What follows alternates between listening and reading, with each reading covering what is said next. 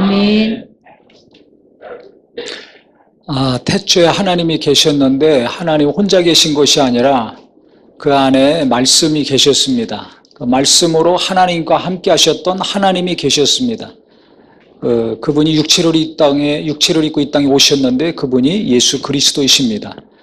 성부 하나님, 성자 예수님이 계시고 또 성령님이 계십니다. 이 세 분은 각각의 인격이 다르고 역할이 다르고 독특한 성격들이 있습니다. 그런데 한 분인 상태에서 그것이 이루어집니다. 일체인 상태에서 성부로서, 성자로서, 성령으로서 각각 독특성과 개별성이 나타나게 됩니다. 일체가 아니면 안 됩니다. 이것을 우리가 논리적으로, 상식적으로 이해하기가 어렵죠. 이성적으로는 이게 용납이 안 됩니다. 세 인격인데 한 분이고, 한 분인데 세 인격. 이게 안 되죠. 근데 이게 성령으로 감동이 되고 믿어지는 것이 이게 그리스도인들입니다. 왜 그렇습니까? 이거는 영적인 것이기 때문에 그래요. 하나님이 영이시기 때문에 그렇습니다. 이 세상에 눈에 보이는 것들은 물질계는 다 논리적으로, 합리적으로, 체계적으로, 과학적으로 이해가 되고 설득이 되고 믿어지지만 하나님은 논리적이고 합리적으로, 과학적으로 설명할 수가 없는 분이에요. 눈에 보이지 않는 분이에요. 소리도 없어요. 냄새도 없어요. 만질 수도 없어요. 어떻게 믿습니까? 그러니까 이 하나님을 믿는다는 것 자체가 인간으로 태어나서 이 땅에 살면서 어떤 삶을 살든지 그가 하나님을 믿고 하나님을 만났다면 이것보다 더 큰 사건은 없는 겁니다. 제 일생일대의 가장 큰 사건이 무엇인가? 가장 충격적인 사건이 무엇인가? 제가 하나님을 만난 겁니다. 눈에 안 보이는데 어떻게 만나요? 그러니까 이게 엄청난 사건이에요. 우리 하나님을 아버지라고 부르고 있는 분들, 예수님으로 말미암아 하나님의 자녀가 된 우리 성도님들은 앞으로 내가 어떤 일을 해야 되겠다, 어떤 걸 남겨내야 되겠다, 이런 꿈과 계획이 많이 있겠지만 그것에 취해서 살지 마시고, 그러면 인생 헛살게 되니까 하나님이 나를 만나주시고 이 천지만물을 창조하신 조물주 하나님이 나를 만나주시고 내가 그분의 자녀가 됐고 내가 그분을 아버지라 부르고 있다는 것이 이 세상에서 가장 최고의 일이요 가장 충격적인 것이 되기를 예수 이름으로 축원합니다. 그래서 그 이상 더 바랄 것이 없어야 됩니다. 그래야 제대로 예수 믿는 사람이 될 수 있습니다. 근데 이런 건 생각 안 하셨죠? 그냥 주시옵소서, 주시옵소서. 하나님 능력 있고 살아계시다니까 그냥 달라고만 했지, 내가 하나님 만난 것으로 말미암아 그분이 나를 만나주신 것으로 말미암아 내가 얼마나 그것을 소중히 여기고 귀히 여기고 충격적으로 받아들이고 있는가. 처음 예수 믿었을 때만 반짝하고 끝나는 충격과 감동이 아니라 일평생 지속되는 것이 되기를 예수 이름으로 축원합니다. 제가 이것을 언제 분명히 다시 한번 알게 됐냐면, 이 북한 김정은 위원장하고 이 미국의 트럼프 대통령이 만났지 않습니까? 싱가포르에서. 그 장면이 생방송으로 이제 중계가 됐습니다. 많은 분들도 보셨겠지만 전 세계에 중계가 됐습니다. 얼마나 많은 사람들이 관심을 가졌습니까? 전 세계 정말 빅 뉴스였는데, 그걸 보면서 그 차가, 김정은 위원장이 탄 차가 그 센토사 섬으로 쭉 들어오는데 그 장면을 보는 순간에 막 마음이 감동이 되고 막 울렁거리더라고요. 그러면서 하나님이 그때 강력하게 제게 감동하시고 깨닫게 하신 것이 있었어요. 그것은 뭐냐면, 수십 년 동안 적대국인 두 정상이 만나는 것이기 때문에, 또 중요한 나라들이기 때문에 전 세계에서 주목하고 있는 것인데, 그 만남, 짧은 만남이지만 그렇게 관심을 쏟은 것이었는데, 하나님과 만나는 것에 대해서는 얼마나 우리는 관심을 갖고 있는가. 내가, 내 가족들이, 이 땅에 어느 누군가가 하나님을 만나는 것, 하나님을 만나게 하는 것에 대해서는 얼마나 주목하고 그것에 힘을 다하고 마음을 쏟고 있는가. 얼마나 충격적인 사건으로 받아들이고 있는가. 별로 충격을 안 받아요. 우리가 예배하면서 하나님을 만납니다. 기도하면서 찬송하면서 하나님을 만납니다. 기쁜 일이 있고 슬픈 일이 있을 때 또 하나님을 만납니다. 그런데 그것이 내게 큰 충격이고 사건입니까? 별로 그렇지 않아요. 내게 큰 충격과 사건은 다른 것이, 하나님을 만나는 것 이외에 다른 것이 내게 더 큰 충격을 주고 상처도 주고 영향을 미치고 있지 않습니까? 이것을 하나님이 알게 하시는 거예요. 그래서 우리가 하나님을 안 믿고 모르면 모르지만은 하나님을 아는 사람이라면, 하나님을 아버지라고 부르고 있는 삶을 살고 있다면, 내가 하나님 만나는 것 자체가 언제 만났던지, 내가 하나님을 알고 체험하고 살고 있는 것 자체가 진짜 위대한 일이요, 큰 일이요, 역사적인 일이라는 걸 아시기를 예수 이름으로 축원합니다. 하나님을 몰랐다면 어떻게 삽니까? 지금 본문에 나와 있듯이 아버지 품속에 말씀으로 함께 하셨던 그 하나님이 이 땅에 육체를 입고 오셨어요. 근데 어둠 가운데 오셔서 각 사람에게 빛을 비추셨다고 했습니다. 그것은 뭘 의미합니까? 이 땅은 깜깜한 어둠이라는 것입니다. 어둠 가운데 빛으로 예수님이 오신 거예요. 우리는 이 땅에서 뭐 잘났네 못났네, 잘 사네 못 사네, 능력이 있네 없네, 뭐 뛰어나네, 덜 떨어졌네, 이렇게 평가하고 살지만은 하나님이 보실 때는 다 깜깜한 어둠 가운데 사는 불쌍한 사람들입니다. 이걸 아셔야 돼요. 먼저 이걸 아셔야 돼요. 내가 어떤 사람인지, 이 땅에 태어나서 사는 이 땅의 모든 사람들의 삶이 어떻게 살고 있는 것인지를 먼저 알아야 하나님 제대로 알고 하나님 믿고 산다는 것이 이게 얼마나 감사하고 소중한 것인가, 그 가치를 깨닫습니다. 싱가포르에서 회담할 때 그 숙박료 내준 게 160억인데 광고 효과가 뭐 몇천억이라고 그러지 않습니까? 천 몇백억이라고 그러더니 뉴스에 나오던데. 네? 돈으로 계산해도 그렇다는 거예요. 하나님이 나를 만나주신 거, 예수님이 이 땅에 오셔서 내 죄를 담당하시고 나를 구원해 주신 거, 이게 돈으로 환산이 됩니까? 안 됩니까? 이건 계산이 안 나옵니다. 그 정도로 엄청난 것이에요. 그 정도로 충격적인 것이에요. 김정은과 트럼프가 만난 것보다 더 엄청난 만남이 나와 하나님 사이에서 이루어졌습니다. 또 오늘 예배 가운데, 매주 예배하는 가운데 하나님과 나와 내 가족들과 하나님과 만남이 이루어지고 있습니다. 이걸 돈으로 어떻게 계산하냐? 이게 계산이 안 나와요. 내가 지금까지 모은 거, 앞으로 모을 모든 것들, 소유한 것들을 다 판다 할지라도 그것으로 하나님과 내가 만남을 가질 수 있습니까? 수십 년 동안 적대국이고 원수지간이고 비난하고 서로 위협하고 으르렁거렸던 정상 간의 만남을 하는데 얼마나 많은 비용과 시간과 에너지가 들어갔습니까? 대통령들이 왔다 갔다 하고 장관들이 수도 없이 왔다 갔다 하고 정보를 수집하고 연습을 해야 되고 무기를 사야 되고 미사일을 쏘고 개발을 하고 연구를 하고 긴장을 해야 되고 두려워해야 되고 고민을 해야 되고 얼마나 많은 비용이 지출이 되냐 이게요. 상상할 수 없는 비용이 계속 지출이 된 거예요. 그래서 북이나 남이나 미국이나 평안하자, 핵을 없애고 평안하게 살자. 북한도 잘 살아야 되니까, 경제적으로 어려우니까 잘 살고 싶죠. 평안하고 싶죠. 누가 전쟁을 원합니까? 누가 못 사는 걸 원합니까? 계속 누가 두려워하며 살고 싶습니까? 그런 사람들 아무도 없거든요.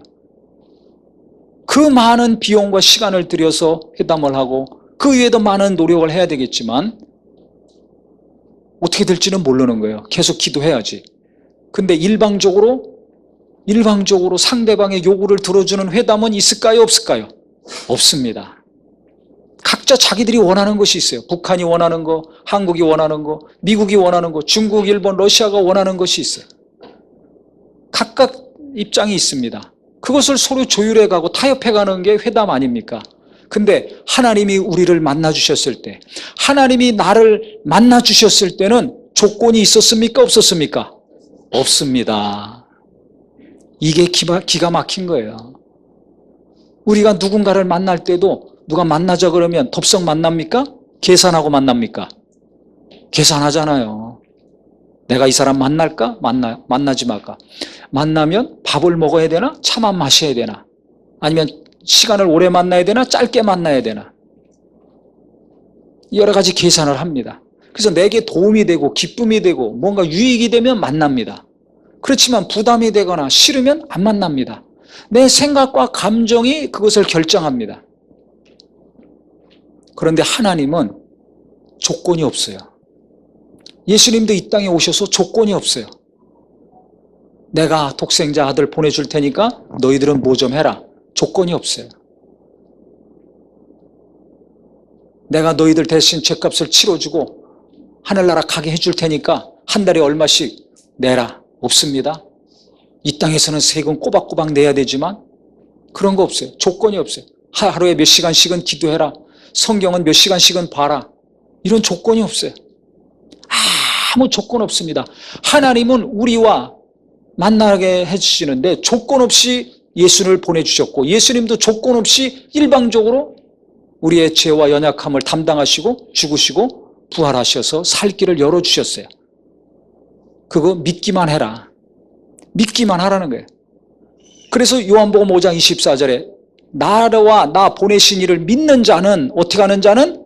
믿는 자는 영생을 얻었고 심판에 이르지 아니하나니 사망에서 생명으로 옮겼느니라 예수님이 말씀하셨어요. 한 번 죽는 것은 정하신 것이고 그 다음에 심판이 있습니다. 누구나 이 땅에 태어나면 죽습니다. 육체는 흙으로 갑니다. 그런데 그 다음에 끝이면 좋은데 끝이 아니라 심판이 있다는 거예요. 누가 심판받는 겁니까? 내 영혼이, 보이지 않는 육체 안에 있는 내 영혼이 하나님 앞에 가서 심판을 받고 그 다음에 죄값을 다 치러야 됩니다. 그래서 그 죄 형벌을 받을 수밖에 없어요. 불과 유황으로 타는 못에 들어갈 수밖에 없어요. 그런데 예수님이 이 땅에 오셔서 아무 조건 없이 우리를 사랑하셨기 때문에 우리 죄를 해결해 주시고 구원해 주신 것입니다. 그래서 어둠 가운데 있는 자들에게, 죄 가운데 있는 자들에게, 이 세상에 어떤 것으로도 죄를 해결할 수 없는 자들에게 빛으로 오셔서 빛을 비춰주셨어요. 그래서 그 빛을 받아들이고 빛 가운데 거한 사람들은 하나님의 자녀가 됩니다. 영접하는 자, 곧 그 이름을 믿는 자들에게는 하나님의 자녀가 되는 권세를 주셨으니 이는 혈통으로나 육종으로 나지 아니하고 사람의 노력이나 혈육을 통해서 나는 것이 아니라 오직 하나님께로 난 자들이니라 그랬어요. 성령의 감동을 받았을 때 우리가 예수님을 영접하고 그때 빛이 들어오고 그 빛이 있는 자들에게 예수의 피에 생명이 있는 자들, 하나님의 생명이 들어와서 거룩하게 된 자들에게 보혜사 성령이 임하셔서 함께 하신다는 겁니다. 할렐루야. 네. 그러니 내 노력 하나도 없고 내가 힘쓴 거 하나도 없고 나는 아직도 죄를 짓는 연약한 자요 부족한 자인데 일방적으로 하나님이 예수님을 보내주시고 예수님도 일방적으로 나를 사랑하셔서 나의 죄를 해결해 주시고 구원해 주셨으니 이보다 더 큰 사건이 어디 있어요? 더 큰 일이 어디 있습니까? 그래서 일평생 살면서 내게 가장 좋은 일, 내게 가장 충격적인 사건, 역사적인 일은 예수님 만나고 구원받은 것, 하나님을 만난 것이 되기를 예수 이름으로 축원합니다. 이 영원하신 하나님, 천지만물을 창조하신 그 능력의 하나님을 내가 만났으니 이거보다 더 큰 게 어디 있어요? 대통령 만나보세요. 일평생 자랑하고 다닐 겁니다. 그런데 하나님을 만났는데 그 하나님 만난 것을 일평생 자부심을 가지고 긍지를 가지고 자랑하고 삽니까? 그렇지 않아요. 그 능력의 하나님을 아버지라고 부르고 그분을 만나고 그분이 함께 하시는데도 불구하고 영원히 성령님으로 나와 함께 하시는데도 불구하고 우리는 너무 아쉬운 것이 많아요. 왜 그럴까? 이 조물주 하나님이 나의 아버지인데 일방적으로 그렇게 나를 사랑해 주신 분이 지금도 변치 않고 사랑해 주시는 분이 하나님이신데 왜 나는 아쉬운 게 많고 괴로움이 많은 삶을 계속 날마다 살고 있을까? 왜 그래요? 하나님 만난 거, 하나님이 나와 함께 하시는 것을 내가 지금 겪고 있는 것보다 작게 여겨서 그래요. 내가 현재 겪고 있는 기쁘고 슬프고 좋고 안 좋은 많은 여러 가지 일들이 있지만 그것보다 하나님이 나와 함께 하시는 거, 내가 하나님의 자녀가 된 거, 그분이 나의 아버지이신 것을 더 크게 여기고 더 중요하게 여기고 더 충격적으로 생각한다면 지금 내가 겪고 있는, 우리가 겪고 있는 많은 여러 가지 어려움들은 어려운 것으로 느껴지거나 여겨지지 않을 것입니다. 지금보다 더 삶이 부드러워지고 풍요로워질 것입니다. 근데 하나님 만난 것이, 하나님이 나와 함께하고 있는 것이 나는 너무 무뎌졌어요. 처음에 하나님 만났을 때, 처음에 예수를 믿고 죄인임을 깨닫고 회개하고 거듭났을 때, 그때는 그것이 강했었는데 그때 짧은 시간으로 끝나고 지금은 너무 무뎌진 거예요. 하나님이 나와 함께 하시는 것보다, 하나님이 나를 사랑하시고 도우신다는 것보다 내가 날마다 살면서 눈으로 보고 귀로 듣고 내가 몸으로 체험하는 일들이 더 중요해진 것이에요. 어떤 분은 자식 키우는 거, 어떤 분은 사업하는 거, 어떤 분은 자기가 원하는 어떤 일들, 이것이 너무나 커. 그래서 그것이 내게 너무나 영향을 미쳐. 그것 때문에 내가 마음이 힘들고 생각이 힘든 거죠. 그럼 왜 그럴까요? 하나님 분명히 살아계신데, 나를 사랑하시는데 내가 빛 가운데 있지 않은 겁니다. 예수는 믿으면서 빛 가운데 있질 않는 거예요. 주여 주여 하는데 어느 순간에 보니까 어둠 가운데 들어가 있는 겁니다. 어둠 가운데 있으면 두려움이 생깁니다. 깜깜하면 두려워요. 떨립니다. 빛 가운데 있으면 두려움이 없습니다. 다 보이니까. 그러니까 하나님의 은혜 가운데 있으면, 진짜 하나님의 그 생명 가운데 있으면, 성령이 충만해서 나를 다스리시고 지배하시는 가운데 있으면 내 안에 두려움이 없어집니다. 슬픔도 없어집니다. 그러니까 벌써 내 감정 상태가 안 좋고 내 생각이 부정적이고 자꾸 원망이 나온다든지 슬퍼진다든지 불평이 나온다든지 하면은, 아, 내가 어둠 가운데 있구나. 이걸 빨리 깨달으셔야 됩니다. 뭐가 잘 되고 잘못되고 이것만 계산하고 따지니까 해결이 안 되는 거예요. 어둠 가운데 오셔서 빛을 비추셨다고 그랬어요. 각 사람에게. 우리에게는 항상 뭐가 필요한 겁니까? 빛이 필요해요. 이 땅의 동물, 식물들은, 피조물들은 해가 필요합니다. 또 해가 떨어져서 잠을 자야 돼요. 쉬어야 돼요. 그 다음에 또 해가 있어야 돼요. 그러니까 우리 육체도 태양이 필요해요. 저 식물들도 태양이 필요합니다. 그런데 우리는 육체만 있는 것이 아니라 영혼이 있거든요. 우리 영혼은 하나님의 빛이 필요합니다. 육체는 돈이 필요하지만 내 영혼은 하나님의 빛이 필요합니다. 하나님의 말씀이 필요합니다. 왜? 말씀이 생명이기 때문에 하나님의 생명이 필요한 것이에요. 그래서 예수 안에 생명이 있고 그가 참 빛이라고 한 것입니다. 진짜 내가 잘 살기 원합니까? 내 영혼에 빛이 들어와야 돼요. 생명이 들어와야 됩니다. 내 자식들을 잘 키우기 원합니까? 그러면 자녀들에게 빛을 비춰주세요. 생명이 들어가게 해주세요. 근데 우리는 영어 점수, 수학 점수만 생각하잖아요. 대학교만 생각하잖아요. 돈만 생각합니다. 그 영혼에 빛이 없는데, 내 영혼에 빛이 없는데 자꾸 무언가를 요구하는 거예요. 어둠 가운데 있으니까 길을 잘못 들어가서 방황하고 있는 겁니다. 저는 제가 처음에 예수님 믿고 거듭났을 때, 빛이 들어왔을 때 제가 죄인임을 깨달았어요. 그전에는 죄인임을 몰랐어요. 눈에 보이는 것이 단 줄 알았어요.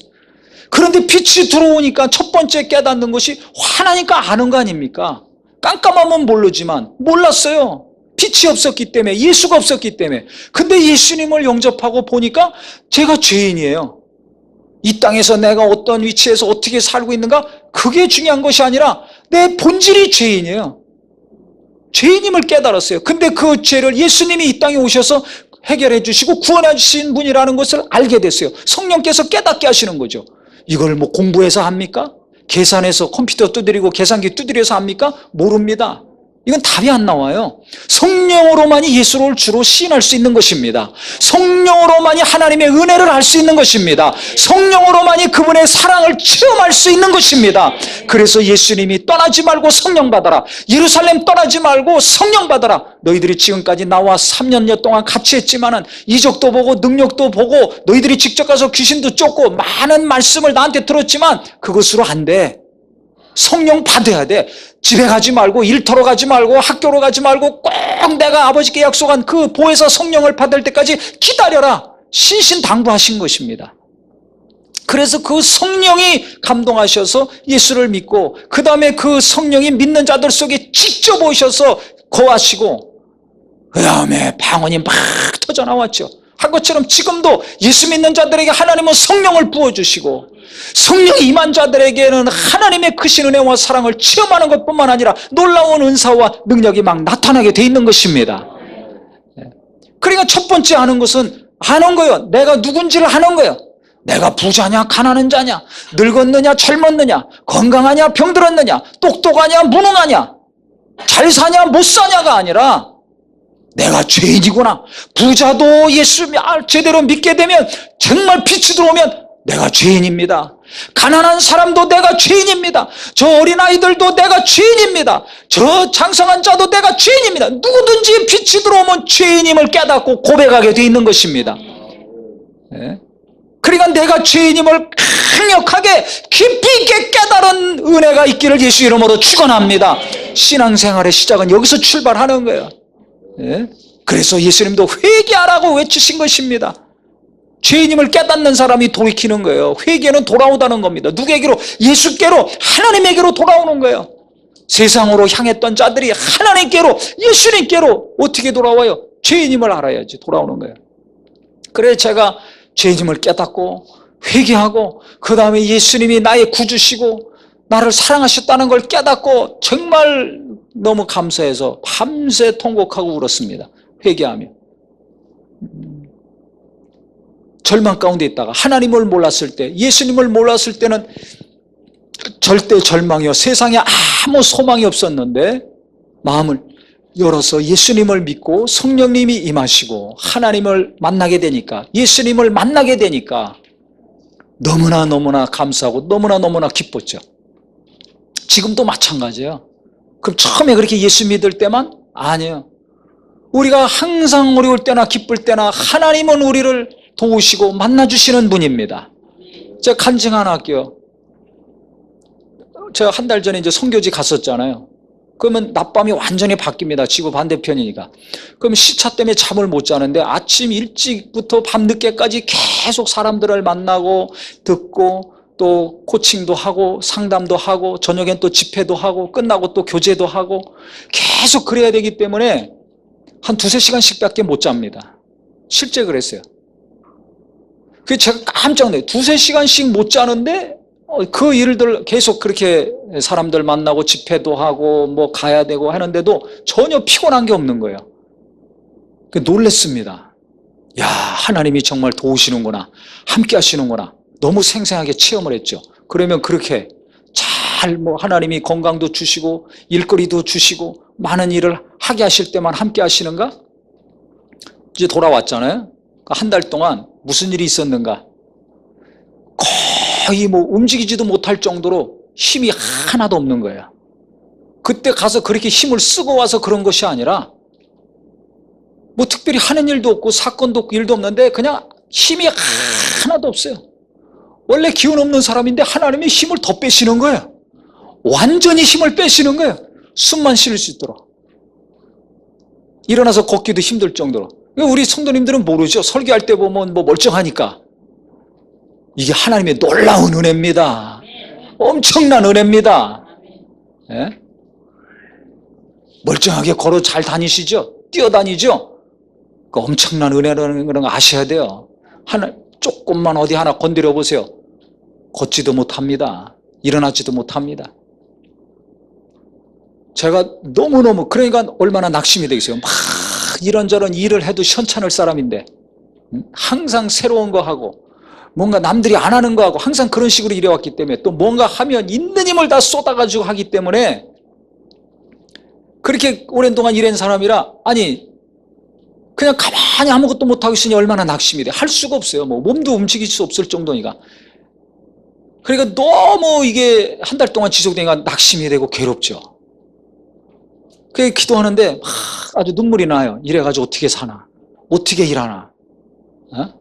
이 나이에. 우리 교회 보세요. 막 70, 80 된 분들도 얼마나 건강하고 쌩쌩합니까? 예? 한심한 거죠. 얼마나 한심해. 그게 낙심이 되고 좌절이 되죠. 그게 계속 지속이 돼 보세요. 소망이 있겠어요? 없겠어요? 소망이 없는 거예요. 야, 이래가지고 어떻게 사니? 쓸모없는 사람이 된 거 아닙니까? 쓸모없는 인간이 된 거예요. 그러니까 얼마나 낙심이 되고 좌절이 됩니까? 기도하는데 하나님, 왜 그러십니까? 이거 어떻게 된 겁니까? 어떻게 하라는 겁니까? 주님이 원하시는 대로, 주님이 기뻐하시는 대로 살고 일하길 원하는데, 아니 내가 욕심도 없이 주님이 원하시는 거 그거 이루려고 하는데, 아둥바둥 치는데 힘을 주셔야지. 이거 어떻게 하시려고 합니까? 왜 이럽니까? 묻는 기도 해야 된다고 그랬죠? 하는데 하나님이 알게 하시고 깨닫게 하시는 거예요. 박정현 목사야, 너 힘 더 빠져야 된다. 아니 그동안 그렇게 힘 빼셨으면 됐지. 많은 연단을 통해서 좀 힘 빼셨으면 됐지. 왜 더 빼십니까? 뜻이 있다는 거예요. 지금보다 더 부드러워져야 된다. 지금보다 더 온유해야 된다. 아직 멀었다는 거예요. 네가 좀 변화는 됐는데 아직 멀었어. 더 부드러워져야 되고 더 온유해야 되고, 너 예수 닮기 원한다며, 너 나를 닮기 원한다며, 그러면 더 노력해야 된다. 네 힘으로 안 돼.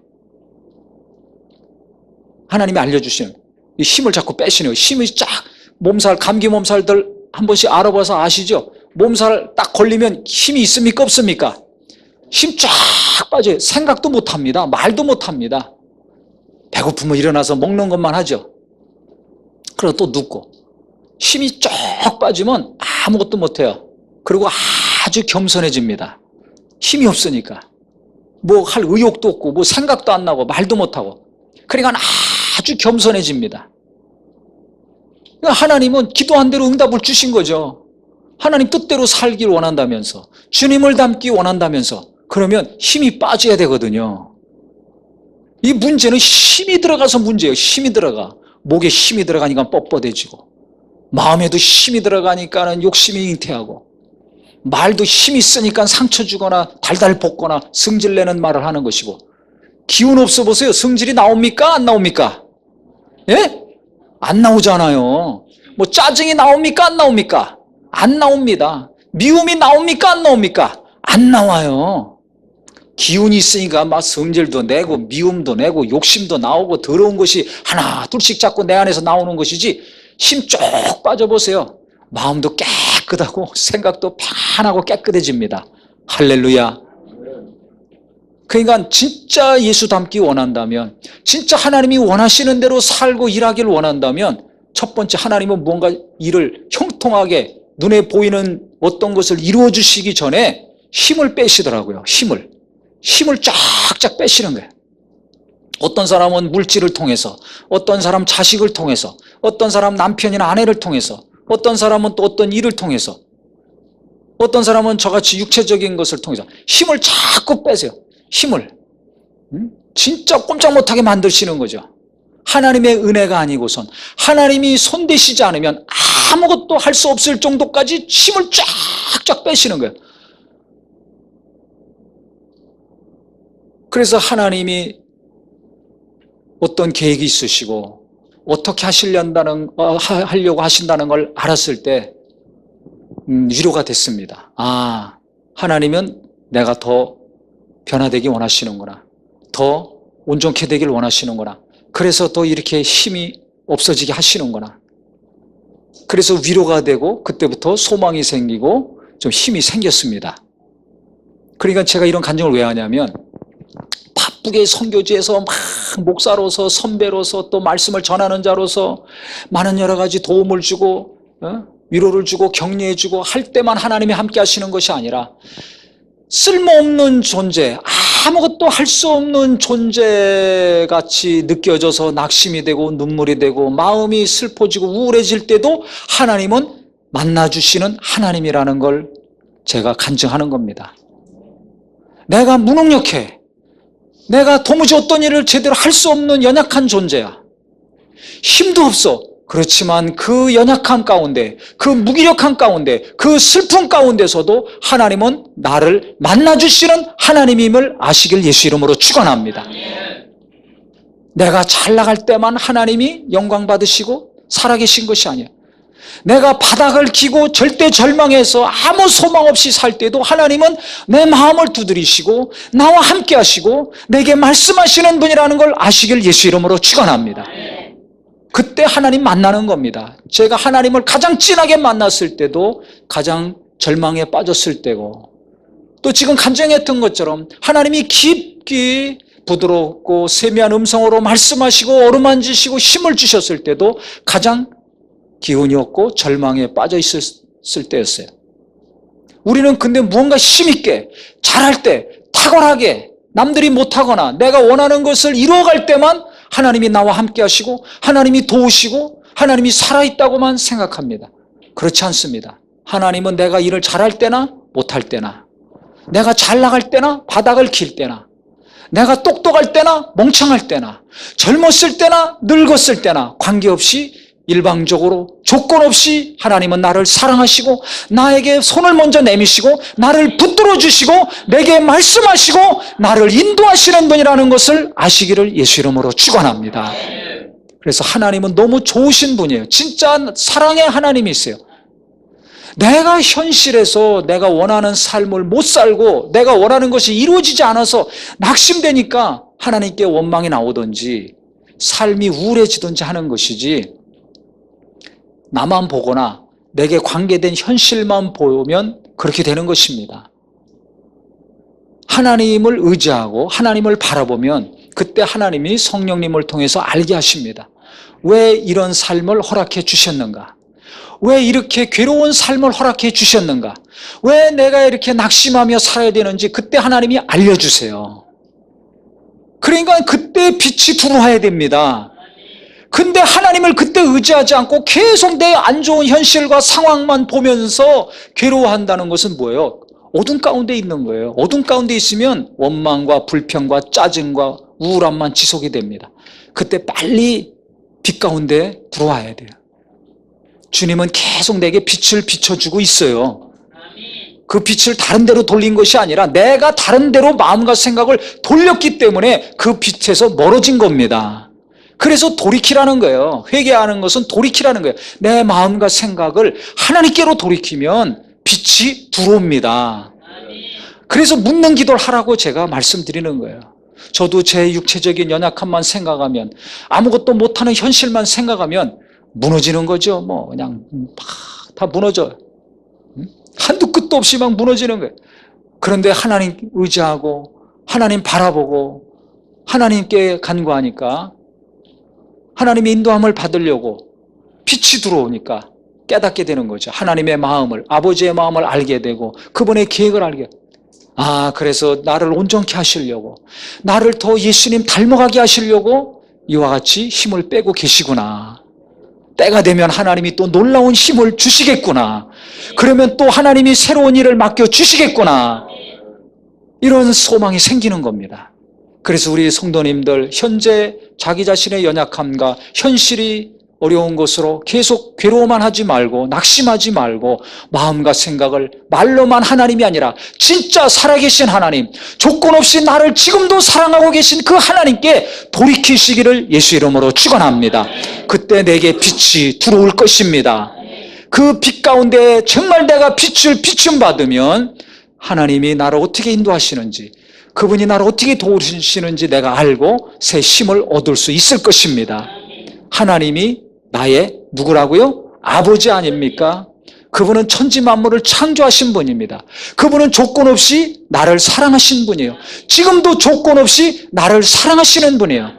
우리는 조건이 있어야 만남이 이루어지고 계산하고 따져서 무엇인가를 하지만 하나님은 나를 보실 때 계산하지 않아요. 나를 보실 때 컴퓨터 계산기 두드리지 않아요. 조건 없이 지금도 나를 사랑하시고 나를 도우시려고 그러시고 나를 가장 선한 길로 인도하시려고 하시는 분입니다.